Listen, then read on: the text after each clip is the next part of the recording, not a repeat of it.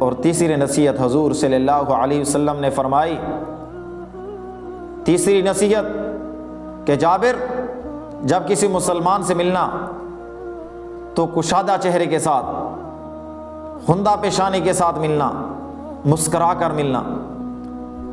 آج اس نیکی کو امت نے ختم کر دیا۔ کوئی مسکرا کر ملے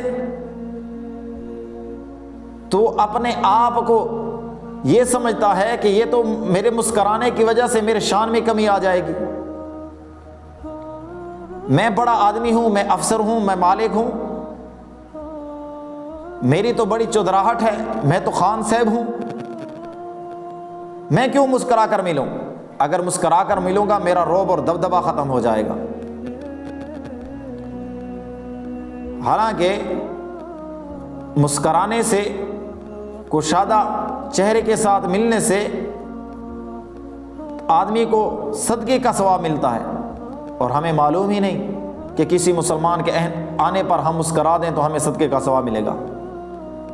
حضرت جریر بن عبداللہ رضی اللہ تعالی عنہ، حضور صلی اللہ علیہ وسلم کے پیارے صحابی،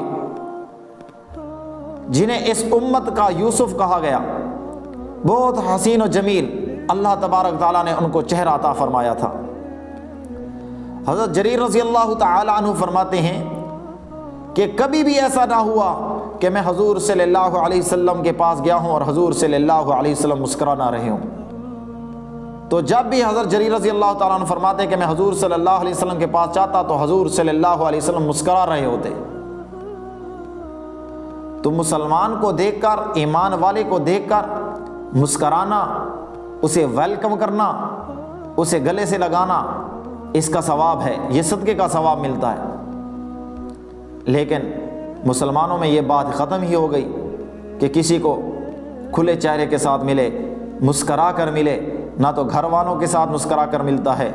بعض دفعہ ایسے ہوتا ہے کہ جو آدمی جتنا ہی نیکی کی طرف جاتا ہے پھر وہ سخت دل ہوتا جا رہا ہے، نمازیں تو بہت پڑھ رہا ہے، لیکن حاجی صاحب کسی مسلمان کو ملتے ہوئے اس کے چہرے پر لکیریں کھینچ جاتی ہیں، اس کے چہرے پر مسکراہٹ آتی ہی نہیں۔ اپنے آپ کو نمازی کہتا ہے، حاجی صاحب کہتا ہے، حالانکہ مسلمان کی تو شان یہ ہے کہ وہ مسلمان کو دیکھے اور اس کا دل اور چہرہ خوش ہو جائے۔ تو حضور صلی اللہ علیہ وسلم نے تیسری نصیحت فرمائی کہ جابر جب کسی مسلمان سے ملو تو کشادہ دل کے، کشادہ چہرے کے ساتھ ملنا۔ اور چوتھی نصیحت فرمائی اور پانچویں ساتھ میں کہ جابر جب کوئی شلوار، تہبند، کپڑا باندھو تو آدھی پنڈلی تک باندھنا۔ اور ساتھ فرمایا کہ آزار جو ہے، شلوار جو ہے، جو تہبند ہے، وہ ٹخنوں سے نیچے نہ ہو۔ افسوس کے ساتھ کہنا پڑتا ہے کہ آج امت اس گناہ میں مبتلا ہے، اس گناہ میں مبتلا ہے امت، جس کی طرف بھی دیکھو اس کی مرد کی شلوار ٹخنوں سے نیچے لٹک رہی ہے۔ پوچھو بھائی کیا بات ہے؟ میں نے جی بوٹ پہنے ہوئے ہیں، اس کے ساتھ برا لگتا ہے اگر میں شلوار اوپر باندھوں؟ یہ تو عیب تصور ہوگا۔ تم اس کو عیب کہہ رہے ہو، حضور صلی اللہ علیہ وسلم کی کبھی ٹخنوں سے نیچے تہبند آئی نہیں ہے اور تم اس کو عیب تصور کر رہے ہو۔